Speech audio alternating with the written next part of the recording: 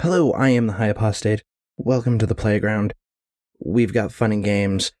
We've got everything you want, but instead of doing any of that, we're going to be doing a dive into Genesis 25, Part 1.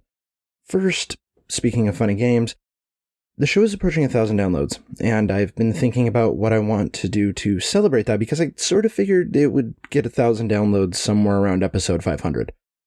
I'm probably going to be doing a stream of some kind in the next couple of weeks, but I can't say I'm quite sure what of yet.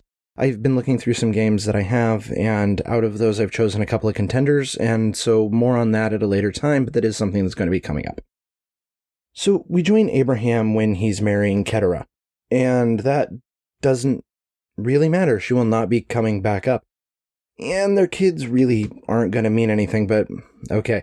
Those narratively meaningless babies are Zimran, Yokshan, Medan, Midian, Ishbak, and Shua, and then Yokshan begot Sheba and Dedan, because if you'll recall from the Ishmael-Isaac debacle, begotten means uniquely cared about, and the only actual baby or something fucking stupid.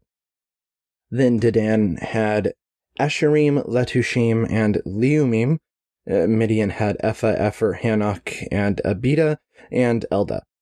Honestly, this is kind of going to be a bunch of the episode. There's a lot of names on this one. So, next Abraham gave all that he had to Isaac, and then he gave the sons of his concubines gifts and sent them eastward away from Isaac. I can't tell if that's just a note that Isaac didn't go, or if he sent them away from Isaac like he just didn't want them near Isaac. Which is a pretty ambiguous way to write that. But we know from the Rebecca stuff in the last Bible episode that Abraham gets pretty pure genetic lines sometimes. According to Chabad.org, Abraham told Isaac that his kingdom is everywhere the light touches, and Isaac was like, but what about that shadowy place? But that was the Shadowlands, and his brothers are going there because they're not of the Isaac line of Abraham's line, and so they don't get to stay in the Jew land. According to the biblical commentaries, though, Abraham gave them the Middle East, which, fucking what? That's similar, but it's also hugely different. It says he gave them gifts. Hey guys, I love you dudes. Go colonize. That's not a gift, and it's not just going there. You can't give me taking over my neighbor's house for my birthday, which is in August, in case you want to give me permission to take over my neighbor's house for my birthday, because I don't have air conditioning. And after that, Abram died. Which, fine, he thinks colonialism is a gift. Just give me a gift card. It's fine. I'll get myself the sweater I've been eyeballing, or a new controller for the PlayStation or something. It's okay to not try and personalize something for me, especially when that thing is a place that people already live. Abraham was 175, which is still a bigger number than 120, so that's just a pattern that we're going to be carrying out at this point. It has to just be that when God said man's years would be 120 years, he meant they'll live 120 years with a surprise ceiling on that, because what's even the point of having that in the book? There is an upside to all of this, though. Something I know you've been worried about, something I'm worried about. Abraham had accepted Jesus.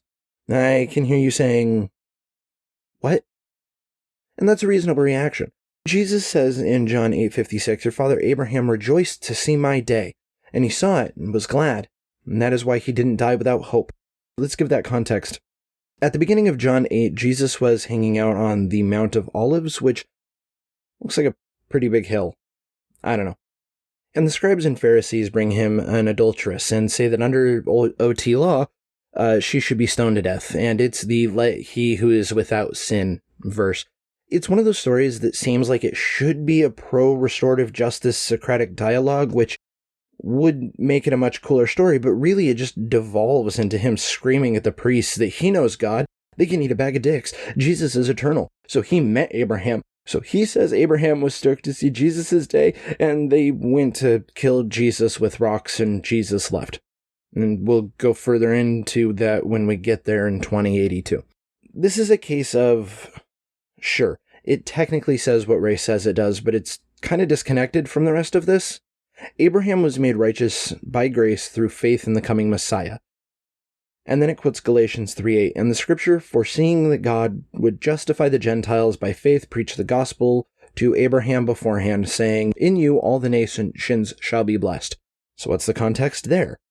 The context here begins with an extra as fuck thesis statement. O foolish Galatians! Who has bewitched you that you should not obey the truth before whose eyes Jesus Christ was clearly portrayed among you as crucified? This only I want to learn from you. Did you receive the Spirit by the works of law, or by the hearing of faith? Are you so foolish, having begun in the Spirit, are you now being made perfect by the flesh? Have you suffered so many things in vain, if indeed it was in vain?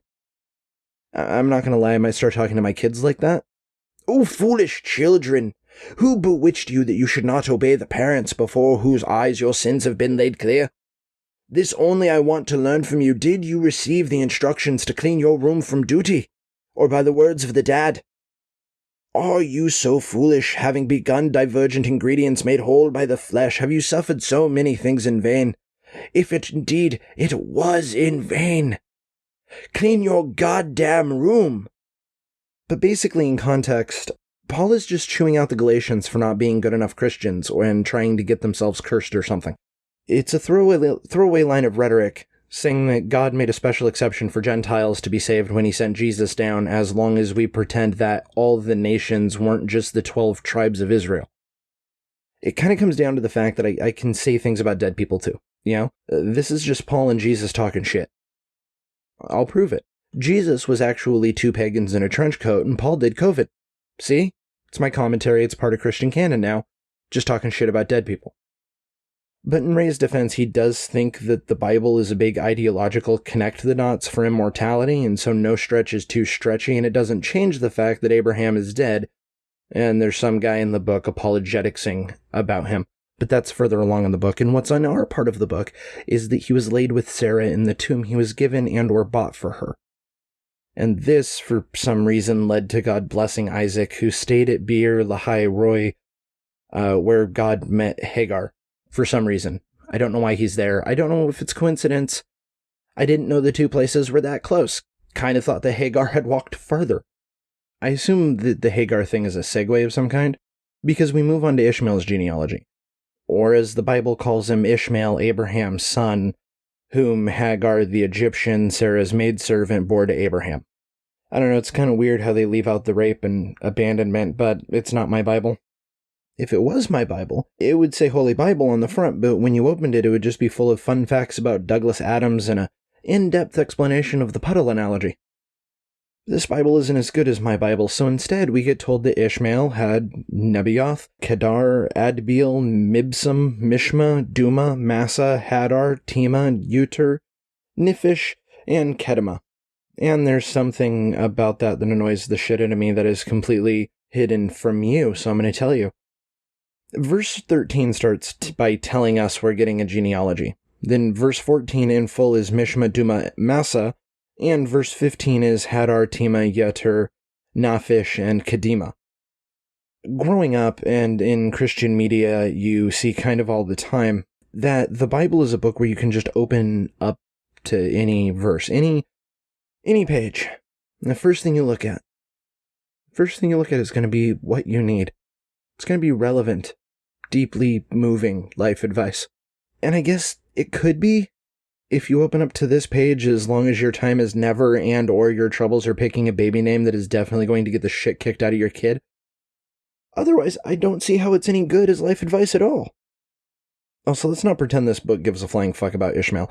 As soon as he got kicked out, Eliezer had to go and get a new maybe baby to replace him. They just got rid of him, and they were like, hey, we're recasting Ishmael so that we can have more weird incest, and then all of a sudden he's showing up again in season 4, and everybody's like, hey, nothing ever happened. No, what should be happening, what this movie should be about, is Ishmael going full Assassin's Creed on Isaac's ass and everything he loves. That is the plot that Genesis should be having right now. Abraham dies, he's a mad warlord. Isaac, his, second and favored son, reaches out because Ishmael wasn't at the funeral. He didn't pay full and proper and honorable respects, and Ishmael told him to eat a camel ass, and Isaac sent his generals that he inherited from Abraham to take out Ishmael and the protagonist, who is the abandoned child of an abused, enslaved, sexually assaulted mother and is very sympathetic, slays them like Anakin looking down the barrel of a Tuscan spear gun thing, and then just sneaks around taking out everybody like Bronze Age Taken until he murders his way up to Isaac, and then there's an epic boss fight surrounded by flaming countryside and the moans of a straight-up ganked army of Isaac that Ishmael just God of War'd his way through, and that would be such a better Bible. But we don't get a good Bible. We get the story that we get, and that is a list of names that is terrible advice. And then Ishmael died, and now it's more about Isaac and Rebekah. So Rebekah was barren, which is a term I hate. She couldn't have kids. She was infertile. They thought she was infertile. That's fine. Barren just seems so dry. Also, probably because when they were compiling the Bible, they didn't bother to keep in mind that Isaac was just an Abraham reboot, so Isaac went ahead and prayed to God for Rebekah to get pregnant, and then she did. And she was confused. She was confused because the kids weren't getting along in her womb, and she wanted to know what was wrong with her. So she said, "If all is well, why am I like this?" And then God said, "Two nations are in your womb, two peoples shall be separated from your body, one people shall be stronger than the other, and the older shall serve the younger." So, as with these things, I started to wonder, who is Esau's nation? We've established that Ishmael's nation was probably the pre-Muslim Arabs, and now we're presented with another nation in a totally unique situation where a wife who cannot have bebies but wants bebies is given bebies by God, and the younger is the favorite, and they both have nations, but one is poorly defined and also subservient somehow, because this deaf totes isn't just copy-paste Abraham. So the first thing to know is that his nation would lead to King murder all the babies Herod. King Herod, from everything I can find, was a Palestinian who converted or at least adopted the customs of the Jewish people, and his nation was either a collection of pre-Muslim tribes or Rome or perhaps both. Then Rebekah gave birth to the twins, and the first one came out hairy, so he was called Esau, which means hairy. And here things get, I admit, a little, muddy, because this is just another thing that sticks in my craw personally, because I can't figure it out and it annoys the crap out of me. And it kind of goes into this feeling I have, the core basis of Christianity is just Christians looking at the Jews, looking at the Jewish scriptures, and looking at the so much extra mythology and conversations and philosophizing that went on in Judaism, and going, "You stupid Jews don't know what you're talking about. You don't know what's in your book." And this kind of seems like it's one of those times. A few years ago, I spent a few months trying to learn biblical Hebrew, and while I'm not an expert, I do remember a few things. The Hebrew alphabet, the written alphabet at the time especially, doesn't have vowels. It has 22 consonants, and when it comes to vowels, it's just like, hey, trust me, they're in there, it's fine. And when I looked it up in Strong's, it's pretty clearly a vav as the last letter. So this Bible says that his name is Esau, and that means hairy, which seems questionable also. Strong says that it has to do with handling. And it's a derivative of asa, meaning to make, to work, generally to create. And according to Chabad, his name is actually Asav, which makes sense because when you look at it, there is a vav on the end. Asav, according to Chabad, means formed, and that also makes more sense, him coming out like an adorable little grown-up. And the U is a much later letter that actually came out of the Latin language, so it actually is derived from Rome, who didn't exist yet in the story, and for a long time in written Hebrew, which seems like it would be how they translated these texts. It didn't have vowels, those were a later addition, and so they were just looking at it, kind of having to make shit up as they went, because, believe it or not, I don't have a lot of faith in the Catholics of the medieval era to faithfully preserve the intentions of what was written in the Jewish text, especially as they were translating it to Latin, where there was a U that was synonymous with a V. So it's very easy to see how that could have ended up going from a Vav to a U through being translated into Latin during the Middle Ages. At the time, though, the Romans were up-and-comers, which is part of why this kicked off in my brain as something that it's like, hold on, this doesn't actually make any sense. And stuck in my craw, and now you have to hear about it. And if we take the whole thing seriously, then in the story that didn't exist, and in the real world, the area was actually run by the Persians in 500 BC, which is sort of the middle area of when this may have been written. There was likely corruption by the Greeks, as it has been discussed before during the time between the Hebrews writing it and the English and Middle Eastern scribes translating it out of the Septuagint. And that was it. That pissed me off. It bothered the crap out of me. It's now been handled, and so the nation of Esau was either Rome, which maybe it was, and he just invented the U prematurely for his name. Immanuel Kant apparently changed the spelling of his name as an adult to correct his parents who spelled it wrong. So why the hell can't Esau, whose nation was either Rome or a group or groups of Palestinians or other Semitic non-Jewish people, leading to King Kill the Babies Herod, which paints that whole episode as a recreation of the stuff that happens with Esau later, and this episode is a recreation of the stuff that happened with Abraham earlier. The last bit of this chapter is something else I'm going to dive into. Genesis 25 is going to be the first chapter of the Bible to get 2 episodes, and if you're here for that, you're my kind of people, and I'm glad you're here, because there's only 6 of us. And really, it should be a separate chapter anyway. Esau and Jacob, just speaking from like a literary standpoint, should be a separate chapter. One chapter deals with the death of Abraham, then we should have had more information on Ishmael in the next chapter, and then Jacob and Esau, but that's not what we got, and so I'm splitting into 2 episodes. And that episode will likely be coming out sooner than the usual schedule, because I don't really want to make the second half of this episode wait that long. So, for the episode summary, Abraham had a bunch more kids with a second concubine, because that's how you good person with God. Those kids didn't do much. Ishmael came back to help bury Abraham when Abraham gave them the gift of colonialism and then died, and then Ishmael died, and his kids and various non-Isaac brothers had been sent away. Rebecca couldn't get pregnant, despite the fact that you have one job, Rebecca. Because when you only have one idea for a book, you just write that as many times as you can get away with. Ask Stephanie Meyer. And then she did get pregnant, and they didn't like each other in the womb. Their names are Jacob and Esau, but probably Esau, and also Esau. Maybe it wasn't a word at the time, but I'm not confident about that. There literally is no moral to this story. And how could there be? Play favorites? Pray when you're not as pregnant as you want, because it's apparently more reliable than fucking. Like, seriously, it's like they thought that it was a one-and-done thing, so you were obviously not able to have kids if it didn't happen immediately, so just pray until you're pregnant. Like, generally it takes more than one round. At some point, we figured that out. Remember that the basis for a lot of this translation was probably from Greek through Arabic into Latin, and that probably screwed it up before it even got to German and, anything resembling modern English. There's just no fucking moral. So I'll make one up. I'll do that. I'll make one up. If you ever tell someone it's fine to hit your kids because you got hit and you turned out okay, remember, no you didn't. You think it's okay to beat your kids.